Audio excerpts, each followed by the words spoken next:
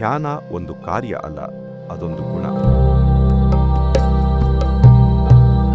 ಆ ಗುಣವನ್ನು ತರೋಕೆ ಜನರು ಬೇರೆ ಬೇರೆ ರೀತಿಯಲ್ಲಿ ಪ್ರಯತ್ನಿಸ್ತಾರೆ. ಕೆಲವರು ಹಾಡ್ತಾ ಧ್ಯಾನಸ್ಥರಾಗಬಹುದು, ಕೆಲವರು ಡ್ಯಾನ್ಸ್ ಮಾಡ್ತಾ ಧ್ಯಾನಸ್ಥರಾಗಬಹುದು, ಕೆಲವರು ಕೆಲಸ ಮಾಡ್ತಾ ಧ್ಯಾನಸ್ಥರಾಗಬಹುದು. ಅದು ಸಾಧ್ಯ.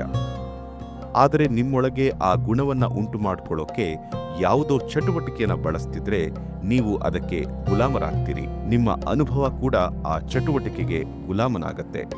ಈಗ ಧ್ಯಾನ ಅಂದರೆ ಯಾವುದೇ ಚಟುವಟಿಕೆ ಇಲ್ಲದೆ ನಿಮ್ಮೊಳಗೆ ಒಂದು ಅನುಭವನ ನಿರ್ಮಿಸಿಕೊಳ್ಳೋದು. ಸಂತೋಷ ಬೇಕಂದ್ರೆ ನಿಮ್ಮ ಕೆಮಿಸ್ಟ್ರಿನ ಸಂತೋಷಭರಿತವಾಗಿಸ್ತೀರಿ.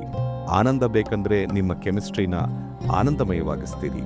ಯಾವ ಅನುಭವ ಬೇಕಂದ್ರೂ ನಿಮ್ಮೊಳಗೆ ನಿರ್ಮಿಸಿಕೊಳ್ತೀರಿ. ಯಾವುದೇ ನಿರ್ದಿಷ್ಟ ಚಟುವಟಿಕೆಯನ್ನು ಮಾಡದೆ ಧ್ಯಾನಸ್ಥರಾಗೋದು ಅಂದರೆ ಇದು.